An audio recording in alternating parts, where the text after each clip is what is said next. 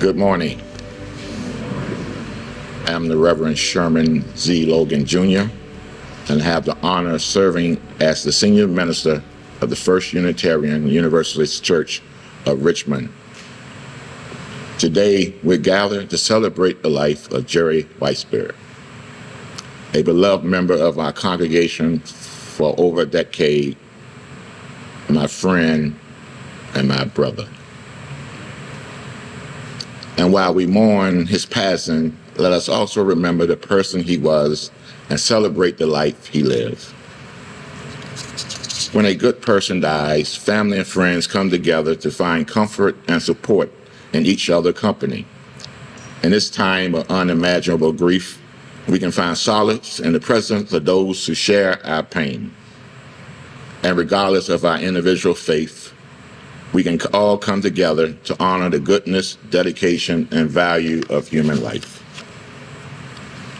By being here today, we pay tribute to the memory of Jerry and show our love and respect for the person he was. We also offer support to Jerry's wife, Sarah, their children, grandchildren, Dolly Benson, the boy's mother, who are unable to be with us today, and the scores of family and friends who touched Jerry's life. The loss of Jerry is a profound one, and we know that his absence would be deeply felt. However, we can take comfort in the knowledge that his life was sacred, and his memory will live on in the hearts of those who love him. Thank you for being here today to honor Jerry's life and your support to his family.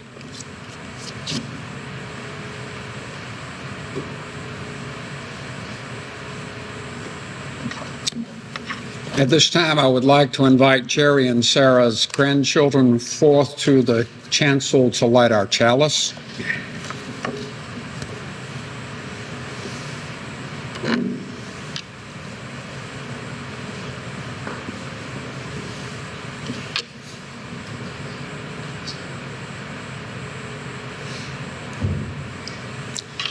As Eli lights the chalice, receive now these words. All around us, everywhere, beginnings and endings are going on all the time. There is a beginning and an ending for everything that is alive. In between is living, for plants, for birds, for fish, for trees, for animals, and for people. Nothing that is alive goes on living forever.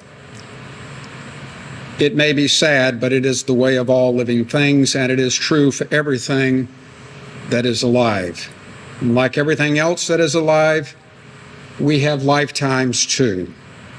There are times when our loved ones are so badly hurt or so badly ill that they die because they can no longer stay alive.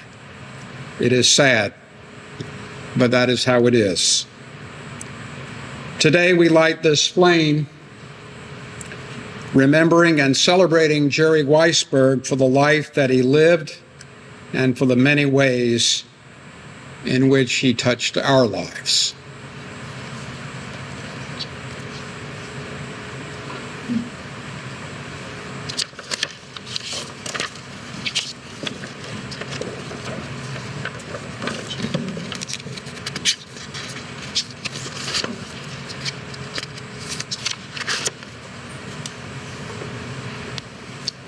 Let us enter into a time of prayer.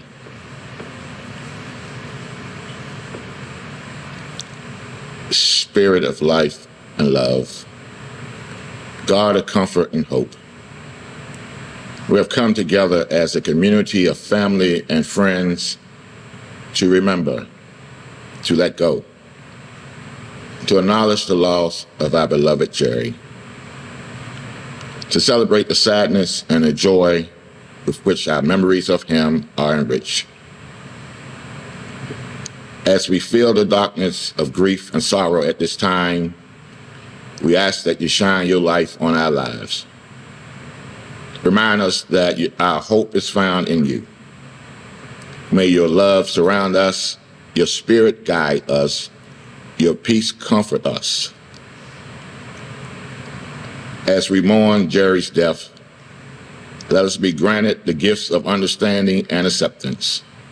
And as we celebrate his life, may we truly find our sense of thanksgiving, for we are thankful for a good life lived fully, thankful for the many lives that he supported and loved, thankful for the lives he inspired and touched. So we pray now for the comfort of the family and the many lives that Jerry touched. And we ask of peace that surpasses all understanding, and that peace, our love, our precious memories of Jerry, sustains us in the days to come. And as we remember Jerry, let us be confident and trusting that all human life is full of meaning and purpose, even in death. For a human life is a sacred thing. Its beginning is sacred. Its spans of years is sacred. And its ending is sacred too. May this be so. Amen.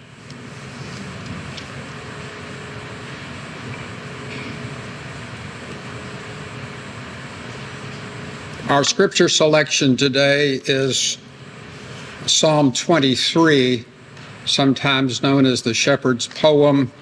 It is taken from the Hebrew Bible, and it is known in many different translations. Today I'm reading from the New Revised Standard Version. Let us hear it. The Lord is my shepherd, I shall not want. He makes me lie down in green pastures. He leads me beside still waters. He restores my soul. He leads me in right paths for his name's sake. Even though I walk through the darkest valley, I fear no evil, for you are with me.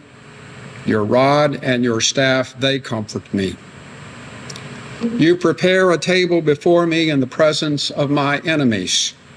You anoint my head with oil. My cup overflows. Surely goodness and mercy shall follow me all the days of my life, and I shall dwell in the house of the Lord my whole life long.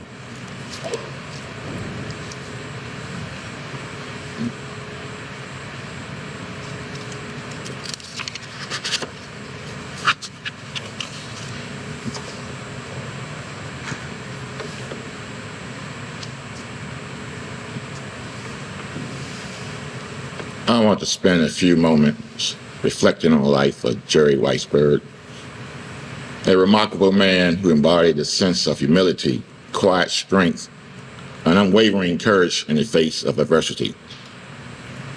Jerry, who present was often felt more in action than words, leave a legacy of grace and resilience that will forever inspire us. Jokingly, I used to always tell Jerry, I want to be like you when I grow up. Family and friends, we live in a world where the loudest voice often commands attention. But Jerry stood as a beacon of quiet strength. His courage, testing the crucibles of life challenges, shone brightly, lighting the way for those around him. He faced adversity with steadfast resolve, teaching us that true strength lies not in the absence of difficulties, but in the manner in which we confront them. Jerry was indeed a man of quiet strength. I met Jerry and Sarah about 14 years ago.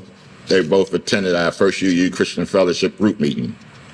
You see, Jerry, Sarah, and I found our way to Unitarian Universalism through our previous faith tradition. They were former Methodists, and I was a former Baptist minister. And we left our faith tradition because we no longer felt comfortable with the teaching of the church. We loved Jesus, but were at odds with some of the conservative Christian teachings and dogma. However, we found a place in Unitarian Universalism where we could freely follow the teaching of Jesus and where questions and debates were welcome. It was during those meetings when a special bond between me and Jerry formed. I soon noticed a few similarities in our lives. We both were born in July. Jerry on the 15th, and I was born on July the 18th. We found the love of our lives the second time around, and I always admired how Jerry would openly express his love for Sarah. She was indeed the love of his life. We love our children and often share the challenges and celebrations of being in a blended family. Jerry and Sarah lived for a time in Milwaukee. My son played arena football for a team in Milwaukee. We both were doting grandfathers and would swap grandkid stories, showing pictures and sharing milestones of first steps, first words, first day of kindergarten, and so on. And no matter how hard my kids tried, we could never catch up with the number of grandkids that Jerry and Sarah had. They have 10. My kids stopped at 6. I don't see 4 more in the horizon. So you see, it was Jerry's unwavering devotion to his family, his love for Sarah, the children and grandchildren, was the bond that I shared with Jerry. And his devotion to his family was the driving force that animated his every action. And those who know me know how important family is. And I saw that Jerry's embrace of family is where he found the most profound joy, and his legacy lives in the bonds that he nurtured.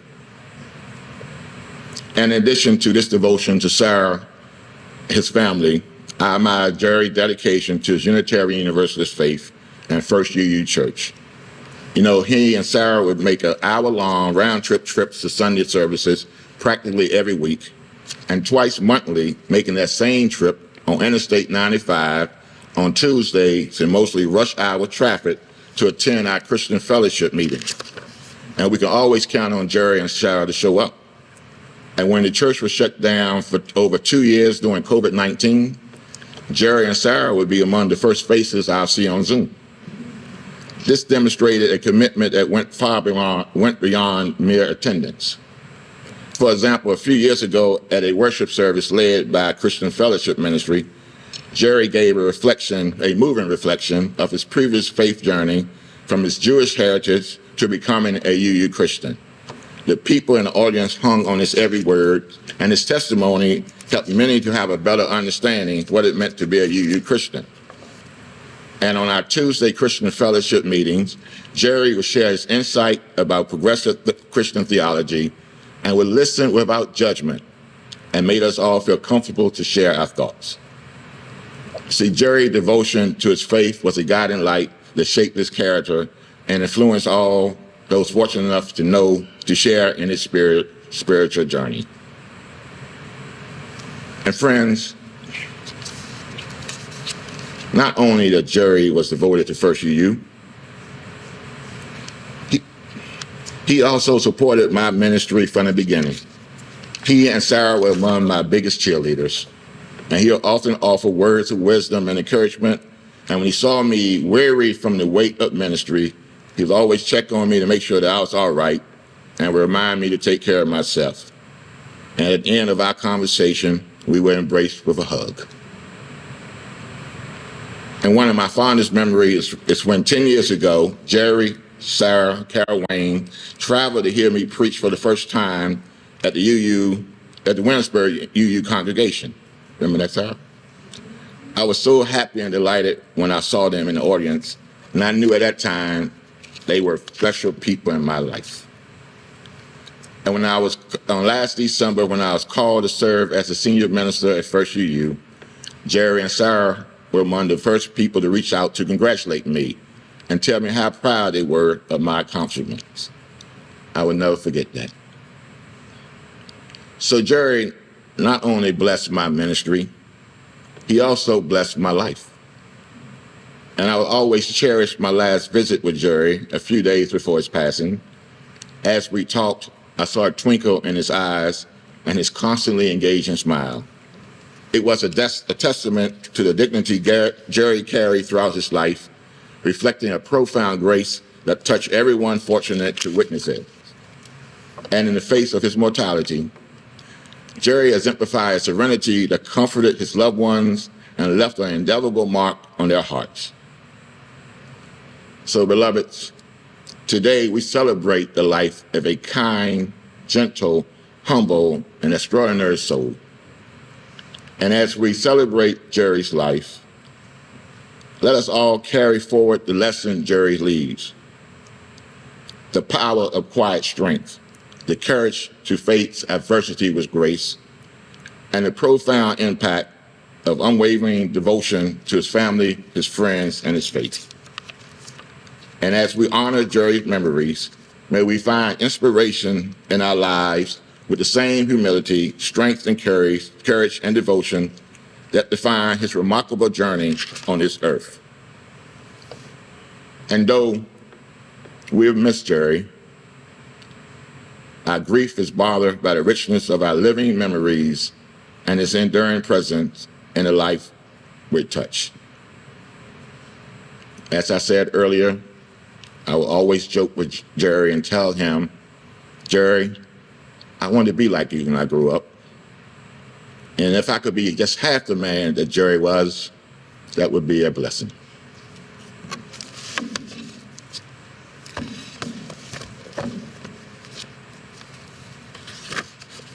Now, I invite Jerry's and Sarah's children to come and share reflection, beginning with Aaron, followed by Paul, and ending with Steve.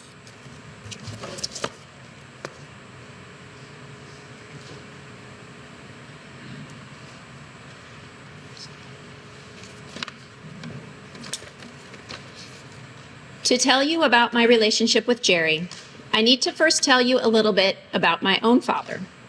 My dad was silly and fun, a man with endless curiosity. He was always trying to learn new skills and deepen his knowledge of how the universe worked. He was creative and enjoyed a wide variety of interests: music, Morse code, dabbled with ham radio. He taught drafting classes at a local community college. He gave big, warm hugs and loved my sister and I fiercely and unequivocally. He also struggled. He struggled with depression, with anger outbursts, unemployment, and eventually faced dementia and homelessness in his later years. He was a good and loving dad in the best way that he knew how. But it was sometimes difficult to be his daughter. He knew this, of course, and always felt badly about how things were.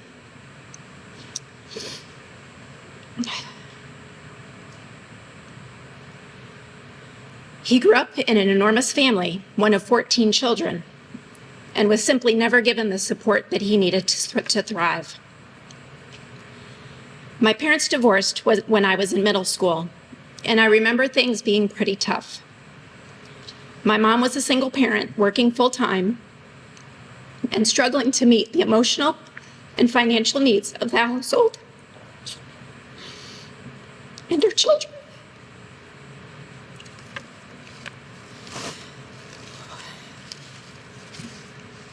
I don't particularly remember those days too fondly. This is where my story with Jerry begins.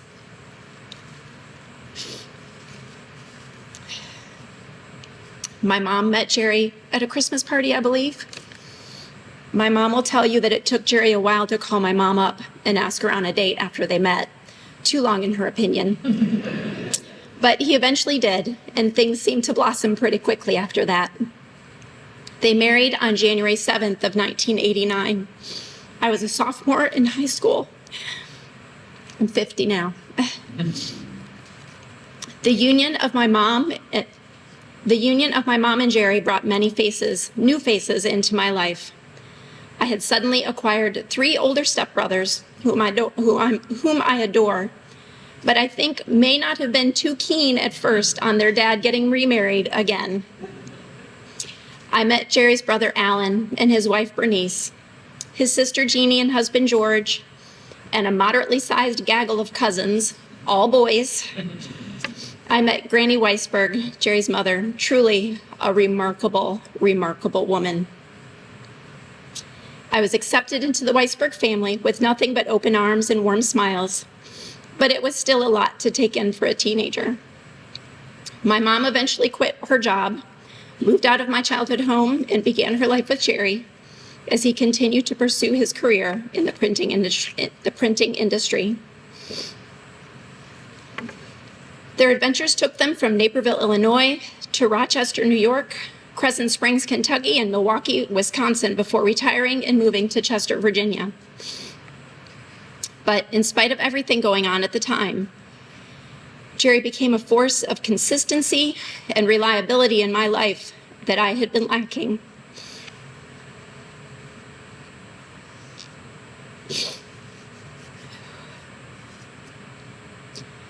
He showed up when he said he would. He was on time, always on time. He was patient and went to great lengths to consider my needs. He was so often the calm voice of reason that would give me 3 options when making a decision, explaining the caveats of each possible path. He was methodical and practical, not a slave to fashion or things. I came to rely on him for advice and guidance. Jerry taught me to drive when I was 16 years old, both automatic and manual transmission, thank you very much. He paid for my college. He helped me buy my first car. He walked Mike and I through the ins and outs of buying our first home. He was alongside my own father on my wedding day as we walked down the aisle. My own 3 boys knew him as Grandpa. Jerry spent many an hour playing board games or telling silly jokes to my boys. He was particularly adept at playing pirate ship in our backyard and drew from his days in the Navy to make up some pretty convincing radio calls to the U.S. Coast Guard for help. My boys ate it up. He would climb into our overpacked closets to play elevator with Quinn and Nolan. When Kellen was a toddler, he hadn't quite mastered the art of hide and seek yet. So Kellen would hide in the same spot every time. It kind of defeats the purpose. But Jerry loved this and would act more and more surprised every time he found Kellen in the exact same spot. It was a big hit in our house. When Nolan was 4 years old, Jerry taught him to count the number of lug nuts on the wheels of dump trucks to determine the load the truck could carry. Something about the heavier the load, the greater the number of lug nuts. I don't remember the specifics. I just remember that we spent a lot of time counting lug nuts that summer. Those were good memories that I will cherish forever. Jerry died on the anniversary of my own father's death, September 21st, 12 years apart. I find it strangely fitting that they should both leave this earth on the same day. My fathers passed on September 21st. They were very different people, but shared common ground in their love for my sister and I. Truly, how lucky was I to have 2 dads? I am profoundly changed because of Jerry's presence in my life, profoundly changed. And his absence leaves a huge hole. But I'm thankful that he finally got around to calling my mom for that first date. I'm thankful that he was in my life for those 35 years. I would like to close with part of an email that Jerry sent out during the height of COVID. He was giving an update to the family on his cancer diagnosis and his first COVID shot. In it, you will hear strength in his voice. You will hear his methodical thinking, the comfort he took in having a plan, and you will hear the love in his heart. I think it embodies who he was for me, so I thought I would share part of it. He starts out talking about the shots and how it hurt his arm, but he was okay.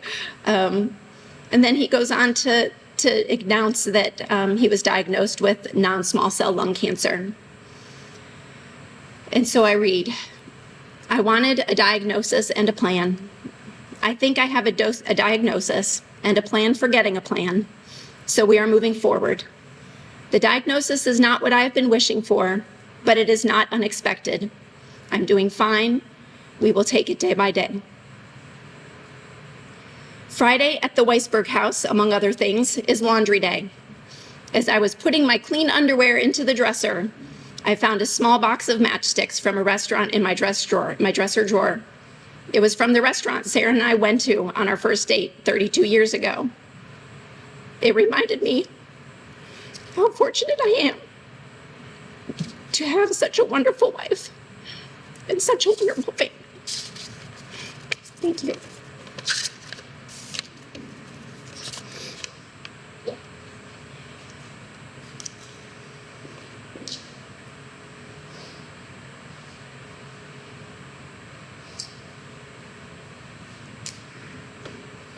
Aaron, that was lovely. Thank you.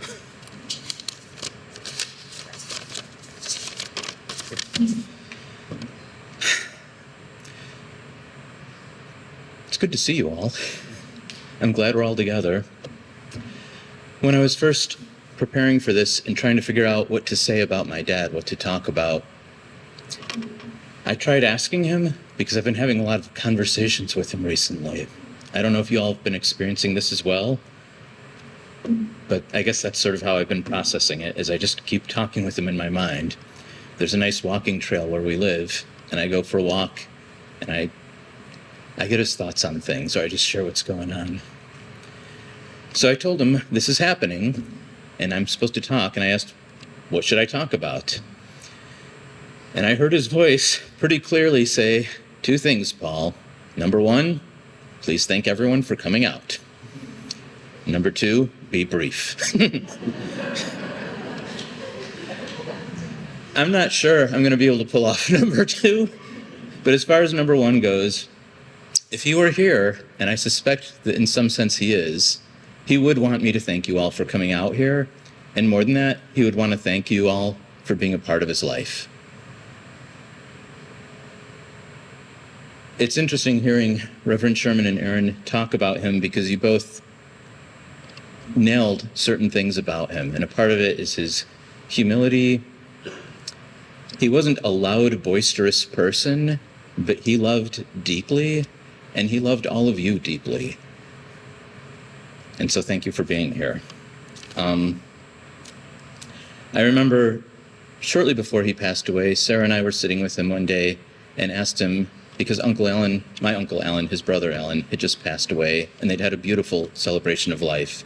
And I think Sarah had asked him, do you think we should do something like this for you when you pass away? And he said something along the lines of, do you think anyone would come? And so I think he would be gratified that people did in fact come. I think Sarah and I both understood that people would come, but that was very much his nature. I'm not going to talk a lot because he did advise me to be brief and I want to be respectful, but I want to talk just a minute or two about my relationship with my dad. I feel like there was a large chunk of our life together, which may or may not have overlapped with my adolescence, where we did not connect very well. I felt like there was a lot of missed connections, a lot of miscommunication, and there were times where I just thought, boy, the one thing that I would really want in my life is to not grow up to be like this man. And I am so thankful that he lived long enough that we could move past that and that I could really get to know him. And I feel like he really got to know me. And that was a really beautiful, special thing. I feel like the last 20 or 30 years in particular, though we were always father and son, we also just became really good friends. And I think, although we were very different people in some ways, I think we really learned to enjoy those differences and appreciate them about each other. I remember feeling very strongly for some reason that he needed to watch the movie Hedwig and the Angry Inch. And for those of you who have seen it, that is such a terrible idea.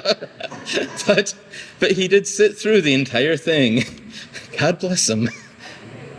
Yeah, I think he got roped into that too. I think we introduced each other to a lot of things we might not have otherwise seen.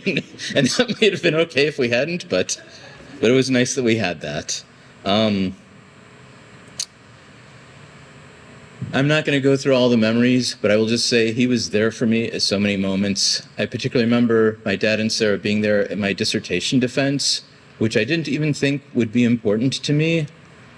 It was nice that they were coming, but it's a dissertation defense. But I remember that because I remember him being so excited afterwards about it. And he was just really excited to see me excel at something. I think a lot of the time when we weren't connecting, he was really worried about me, worried if I was ever going to find my way, which I can understand why that would have been a concern at the time. And it was just nice to feel like he was proud of something that I had done. I think I mistook his concern for disappointment, and that created a large rift for a long time. But I realize now it wasn't disappointment. It was just, oh my God, what's going to happen with this kid? So that dissertation defense was a nice moment because it felt like he saw me and respected me. And even though we were different people, that was okay. I also remember him taking me to visit different colleges. I'd started off at Northern Illinois University, which is in DeKalb, which smells like cow manure. And it was not a nice place. Apologies to anyone who's gone there and loved it, but it was not a good place for me. But so he was taking me on a big tour of colleges that I had picked out so we could find a better school. And I very fondly remember we went to this one school. I don't even remember what it was, but we were sitting in this room and there were a bunch of prospective students and their parents, and they wheeled in the little TV and the VCR because this was that era. And they put in the little VHS tape. And the president was walking around the campus talking about, welcome to da-da-da-da, this is a great... And as he's walking through the campus, you hear a voice call out, hey, President so-and-so, catch! And they throw the football, and he caught it, and he's like, ha ha ha, go out long! And threw it, and continued walking and talking to us. And my dad and I looked at each other, and he was like, should we move on to the next school? And it was nice because that was during the time when we didn't get along so well, but it felt like removed from everything else, I started to see the things we did have in common because I don't think anyone else in that room had the same reaction. But boy, we both knew at that moment that that was not the place. And similarly, when we went to Warren Wilson College, which for those of you who don't know, it's this little hippie college in the mountains of North Carolina, 500 students, it's a work college, you work on the farm, or I was in the plumbing crew. And we drove up the road and there's this beautiful farm and kids in their blue jeans and overalls, and he was like, uh-oh. It's like, I think this might be it. And it was nice, because I realized then that he got me, that he really did see me and understand me, and in fact, that was it. Yeah. I'm so grateful for Sarah in particular, and for the time they spent together. I feel like he became his best self and his truest self with Sarah. I don't know what magic you worked or how he didn't drive you crazy, but the two of you were quite a formidable pair. And it was easier to be his son when you were together because he was happier and he was just more comfortable in his skin, I think. He was able to show love more easily. So thank you. The last 10 or 20 years or so just have a lot of fond memories of Mia and Chihiro and I going out to visit Dad and Sarah in their house and just hearing all about what all the grandkids are doing and what David's doing and hearing about you and things going on at the church. And it just felt like he was enjoying life a lot. He was enjoying camping. He was enjoying his spiritual journey. He was happy, and it was really nice to see. I will share one final thing, and then I will try to honor his request to be brief, which I've already totally blown. But I was with him the last few weeks, and we had one really important conversation that I did want to share with all of you. It was maybe the last real conversation I had with him that wasn't about what time is it or where's the heart monitor or those conversations. We were sitting in the sunroom and we were in the two chairs, and I was spending a fair bit of time with him in that room, and a lot of the time we didn't talk. He was just wiped out. But we were sitting there and there was a long silence. We were just being together. And then he said, I feel like there's somewhere I'm supposed to be going. And I thought about that. I was like, I don't want to read too much into that, but... And so I asked him, and I said, do you mean like you feel like there's some errands you should be running, or do you mean the big journey? And he said, I mean the big journey. And I was surprised because we hadn't really talked about it very much, and he wasn't that connected in that moment. So And so I said to him, I think you may be right. How do you feel about it? Are you okay? And he said, yeah, it's okay. I think it's okay. And I said, I have no idea what's going to happen on your next step. But I feel pretty darn sure you're going to see your sister Jeannie and your brother Alan there. That much I feel pretty certain of. And he got a little smile on his face and he said, I really hope that's true.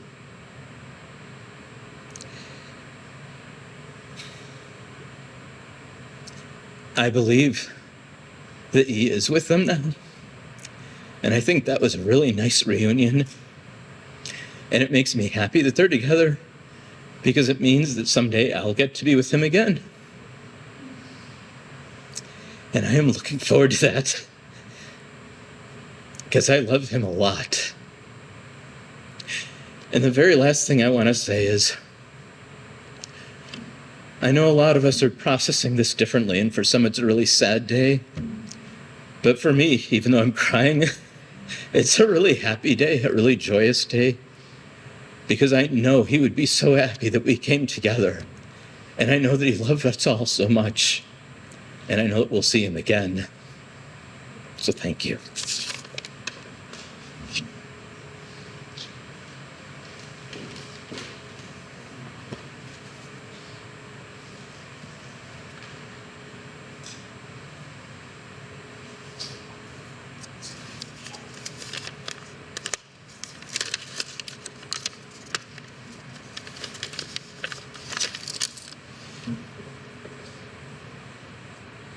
I knew my father my whole life, which seems like a strange thing to say, but if you think about it, there's not that many people about whom you can say it.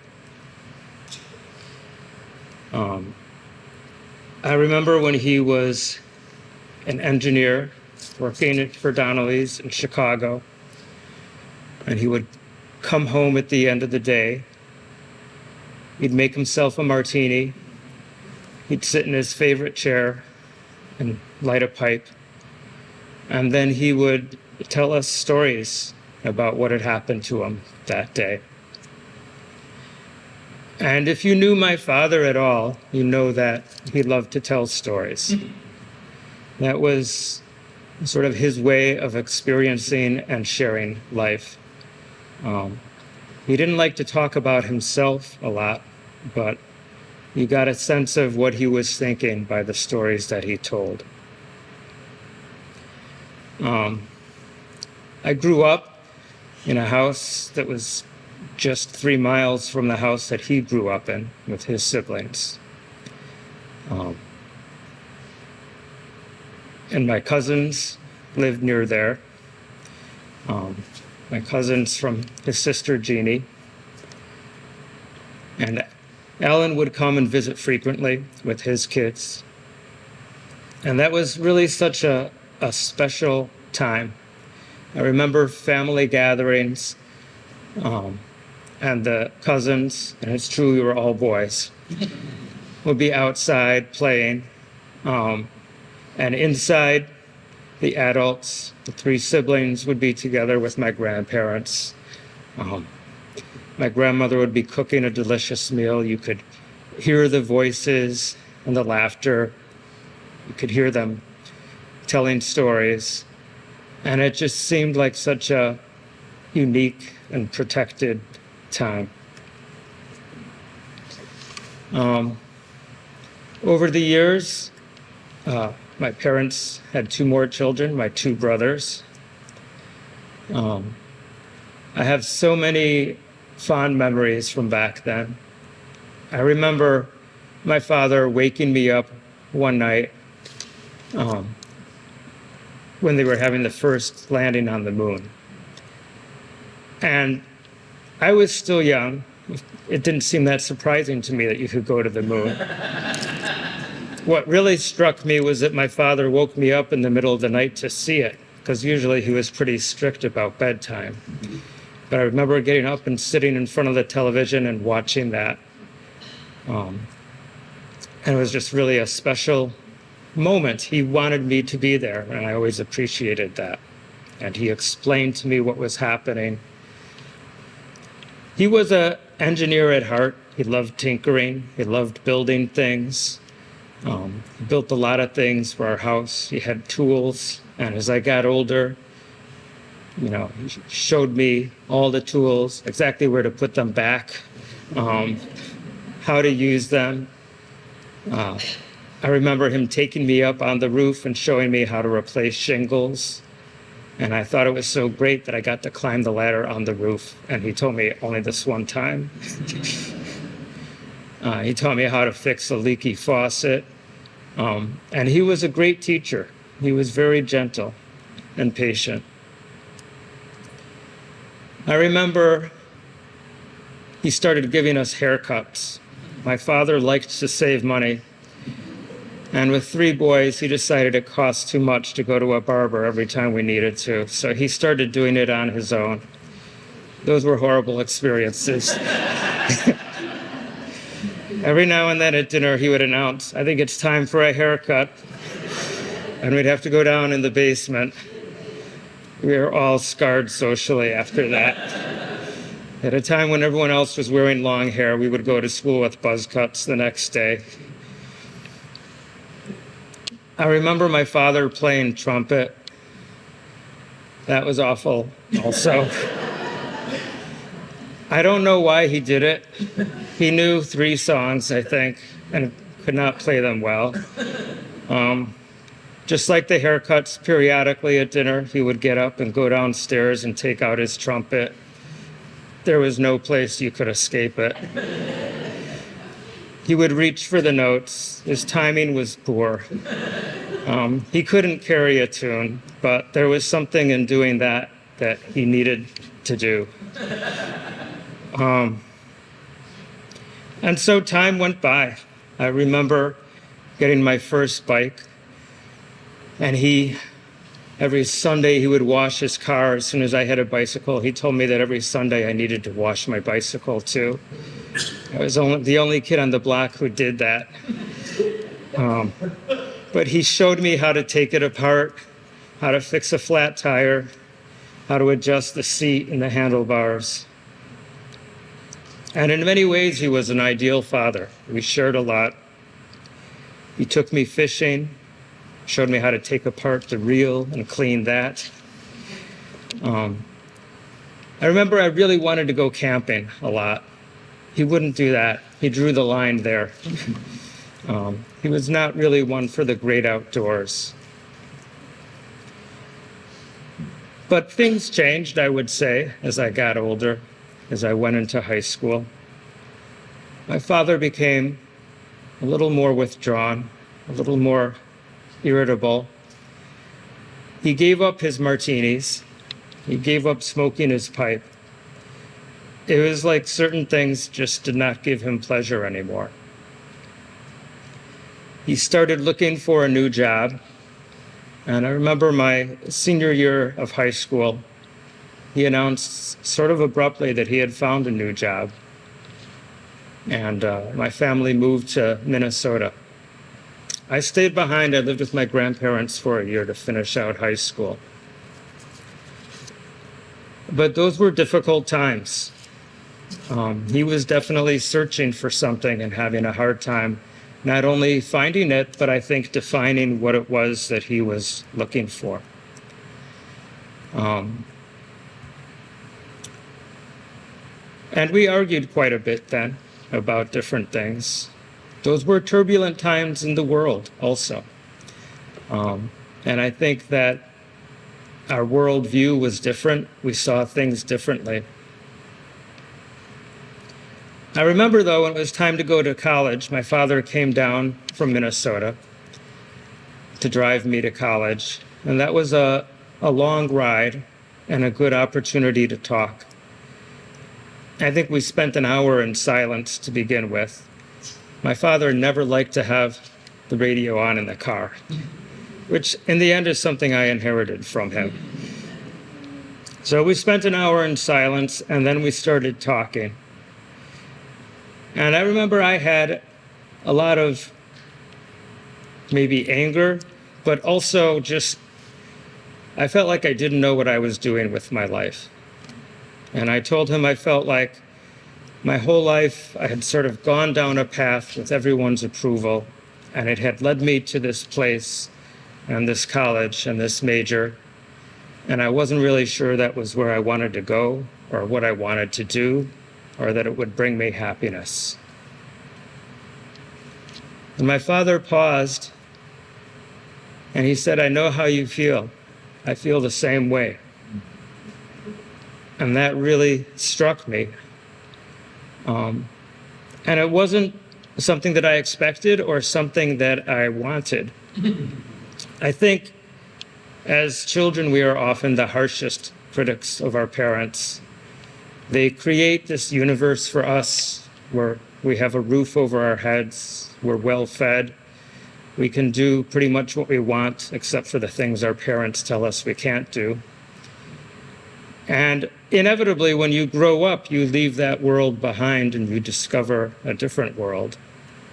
And somehow, as we learn about our parents' imperfections, we blame them for the imperfect world. There's no real manual for being a parent. Everyone does it the best they can. No one does it perfectly. But I think during that drive, I realized that I had wanted my father to be perfect. I had wanted him to have the answers. And it was, maybe more than anything else, scary to see that he was as confused by the world as I was. I wasn't prepared for that. So I went to college. I did end up dropping out for a while. I changed majors. I changed schools. My father was also changing. He and my mother separated and then divorced. He changed jobs. Ultimately, I went into the Peace Corps for 2 years, which was a good opportunity to try to collect my thoughts. And when I came back, I saw my father. We hadn't communicated much, but that was right around the time when he first met Sarah. And I remember having dinner with him one night, and he said, I met someone, and she's really different. And he said, "It's so strange for me. I just don't really know what's going on." And I thought, and that relationship blossomed very quickly. Sarah had 2 daughters, and it was kind of like the Brady Bunch, if you remember that show. My father with his 3 sons, Sarah with her daughters. I never really liked that show, so I resented the fact that my life was now resembling it. But it was really wonderful having sisters. I liked that part of it. And Aaron and Carrie, I have to say, it has been so nice having you in my life, in our life, especially growing up with only male cousins, who are also great. But it's nice. It was nice to have that different side of things. And I have to say, in my father's final weeks, you both did so much for him that I'm really appreciative of. My father and Sarah married, and his life changed. He found happiness. He really found peace. They got a camper. They traveled around the country. Aaron, it was really interesting to hear that he taught you how to drive, because I remember when he tried to teach me how to drive. It was such an awful experience. He was so angry and so concerned, and it was actually impossible to focus. We've all learned how to drive. We know what it's like. There's so many things you're trying to pay attention to. There's cars on the road. It's that much harder when your father is saying, "Oh my God, don't rub the tires on the curb. Clean the windshield. You can't see anything."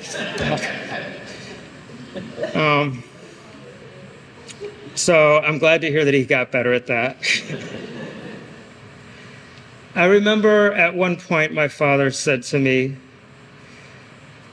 I don't know if it was Sarah who brought me to God or God who brought me to Sarah. And I thought that was such a nice sentiment. And I think it's really true.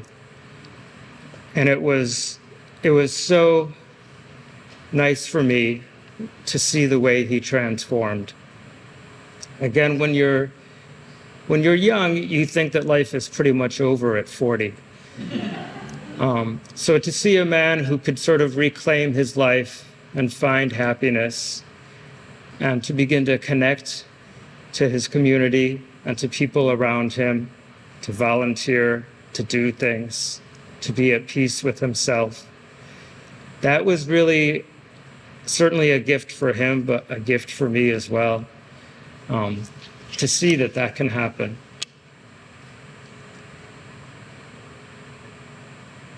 The world is still a challenging place, more so maybe than ever before. Some of you may not know that in this last year, not only have I lost my father, but all of my cousins have lost their parents. The 3 siblings who grew up together and who were so happy together all passed away within the last year. And I think sometimes of my grandparents' house and those summer days that seemed so carefree when our parents were together in that room. And it feels like in some ways that house is empty now. There's no one preparing a meal. There's no laughter. They're not together. And that generation has passed. And those of us who are playing outside are not children anymore. Those places have all changed. So it's all the more meaningful for me to think of my father and to think that he was able to find happiness. He lived a long life. He loved. He was loved. And even though that seems so simple, that's really the most important thing, I think. And he showed that to all of us. May he rest in peace.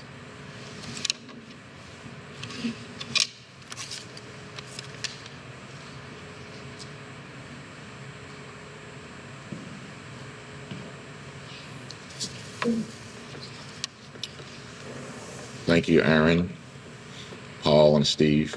Wonderful words of your father. Now is the time for those of you assembled, if you'd like to share a few words of reflection or memories about Jerry. We ask that you keep your remarks brief, no more than 2 minutes. And if you're comfortable, please come forward and share a few words.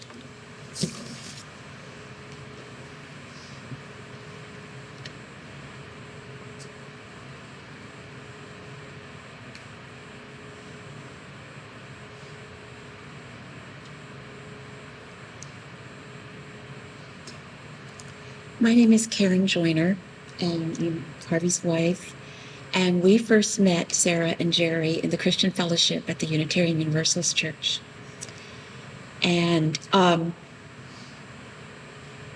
we are, Sarah and Jerry and Harvey and I are part of that group who live south of the river of the church. Well, there's another couple here who are south of the river. And we're south of 3 rivers, but they're south of at least one. But it was always so wonderful being part of that fellowship group, and we were meeting in person 2 Tuesday nights a month, and we'd drive up, and one of the things we would first do as part of our group is to check in, to share how each other's doing, what's going on. And Jerry and Sarah would share about their camping trips. They would share about their children, their grandchildren, and their health concerns, their own personal health concerns when Sarah would have her checkups and things were good. And then as things developed with Jerry, we still were part of that group by Zoom, and just this past couple of weeks, we had our Zoom meeting and we had our check-in. And one of the women in the church the group was not able to be here today, Darlene Dragavon, and she'd say, we were talking about how we missed Sarah and Jerry being in our group. And Darlene says, Sarah and Jerry. She says, I so miss Sarah and Jerry. She says, Darlene, bless her soul, was chairman of fellowship suppers, and at that time it was every Wednesday night of the month. Now it's one Wednesday night a month. But she was responsible for pulling meals together. It was a simple supper, soup and bread, and then we'd have vespers afterwards. And she says, I could always count on Sarah and Jerry. She says, at least, almost every month they would take a Wednesday night. And they would come right in, and Jerry would start setting up tables, and Sarah would lay out food. And she says they were just so helpful. It was so hard to get people for those Wednesday nights. And Sarah and Jerry would take one Wednesday night a month. And that was the way they were. And like I say, we live south of the river, and there was a couple of times when we had to travel north. One time, Harvey was having surgery at a Richmond hospital, and you have to be there like at 7 a.m, and that's a long way to come for when you live 65 miles away on 95. So we would always leave early, and they said, why don't you stay with us? Just come and stay with us. We've got room. And so we did, and they were wonderfully hospitable. And actually, Harvey was checked in, and I was on my own. And when I get nervous and anxious like I was, I have a tendency to overtalk. Mm-hmm. And Sarah had fixed a lovely, lovely supper for me. And we were talking. And I was nervous and anxious. And I talked and talked and talked. And I thought, after I was laying in bed that night going, I think Jerry's a lot like Harvey, kind of introverted and not always having to be the talker, but quite the listener. And he was very patient and very kind. So the next morning I apologized, and he said, oh no, don't worry about it. I think you were just anxious and just chatty. I said, thank you. And then one time we were doing a service, our fellowship group was doing a service, and they said, that's a long way to go for a 9:00 service to be there, so come and spend the night. And we did. And again, it was just lovely to be there with them and to share with them and see their family pictures and see the children and the grandchildren. And one time the girls were coming down, and one of the granddaughters introduced Sarah to the pumpkin latte, But, and then there was, and talking about Warren Wilson College, there was in our group, we were sharing about PBS had run a segment on a bicycling group for low-income children in Richmond. And there were these young Black students who got into this bicycle club. There were teachers, they were in an independent charter school, and it was around bicycling. And they taught them all this stuff about bicycling. This one guy was really, really, really good. And Warren Wilson was looking at him as a prospective student to be on the bicycle team. Well, he had to do, I think he graduated from the high school, and he was living in the projects, and he was so excited. And he had to take a year of community college to get a few of his grades up to par, but he ended up on the Warren Wilson team, and we were talking about that. And Jerry and Sarah just lit up and said, Warren Wilson, our son went there. So it was just that kind of thing. Their hearts they were very big-hearted.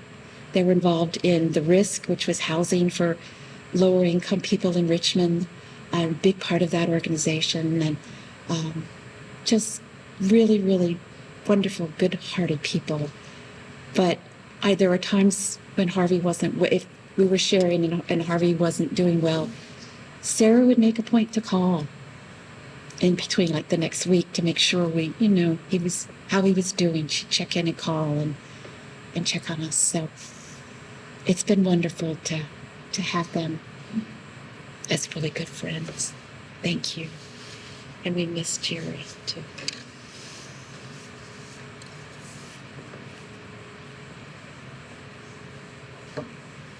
Okay. Is there another?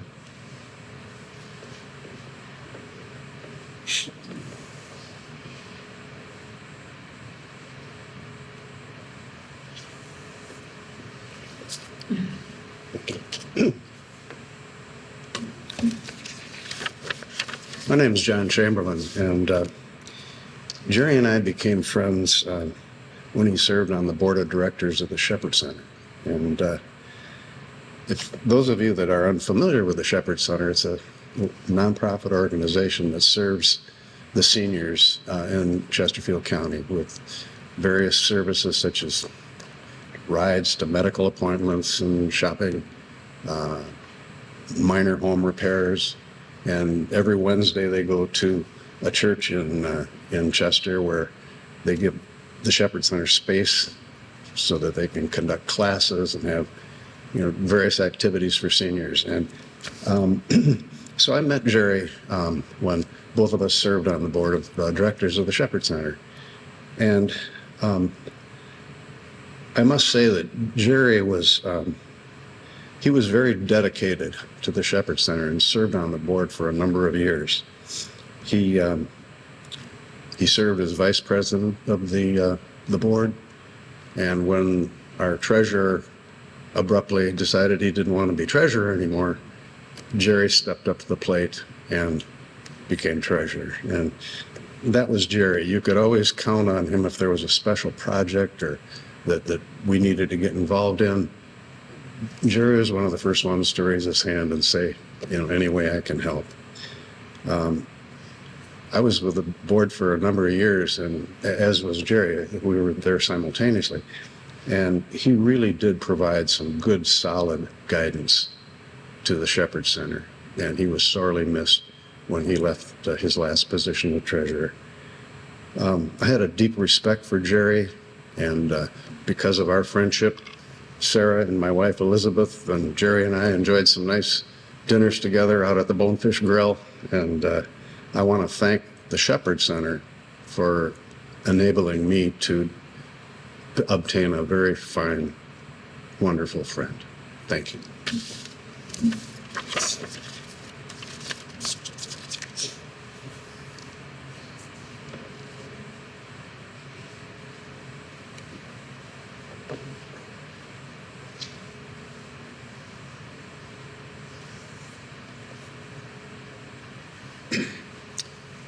Hi, I'm David Weissburg. Jerry was my uncle. I'm one of the cousins you've heard about. There's an important aspect of my Uncle Jerry that hasn't gotten enough attention, and that's his sense of humor. He had what, I think most people thought was a dry, kind of deadpan sense of humor. He was the king of coming up with one-liners or short phrases that really recast the situation in a whole new way. And I started hearing that when I was crawling on the rug in the room you heard described with our grandparents and our parents. I want to relate one episode for me that was particularly poignant. I was 18. I was en route with my parents to go to college. We went from Maryland to Wisconsin, where I went to school, and we stopped in Skokie to see the family. And we're sitting in the living room with all the assembled adults, and I think the cousins were smart enough to get outside and do whatever we were doing at 18 at that age. But I'm in there, and my mother and Dolly, my cousin's mom, were telling me how important it is to budget and to, make sure my monthly allowance for food stretched the whole month, and that I not run out of food or laundry detergent or toothpaste. And I'm 18. I'm about to go to college, and I'm starting to feel some trepidation about this. I mean, am I going to be hungry the last few days of the month? And then one of the two women went on to say, you really need to squeeze the last bit of toothpaste out of that tube and get every bit out of it. You have to really stretch your budget. And my Uncle Jerry looked at me and he saw my trepidation and he said, it's just not true. Toothpaste is not going to be a problem. And at that moment, I knew everything was going to be okay. Thank you.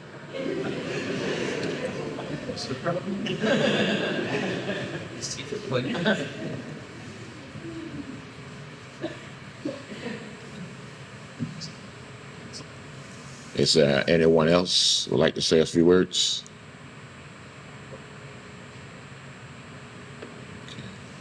Well, thank you so much for sharing such wonderful stories about a wonderful man.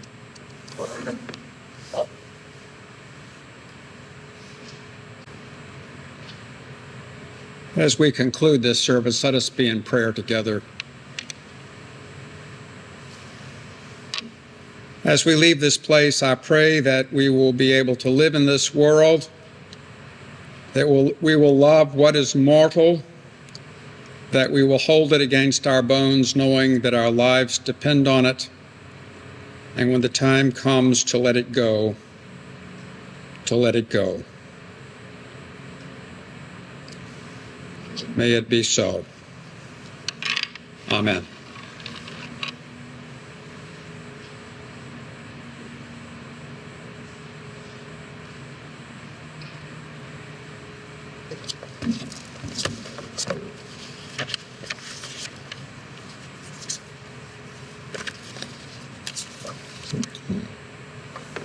Following the service, the family invites you to a lunch reception at the Port of York building O. Okay, and Mike will give you directions. Sure. Okay.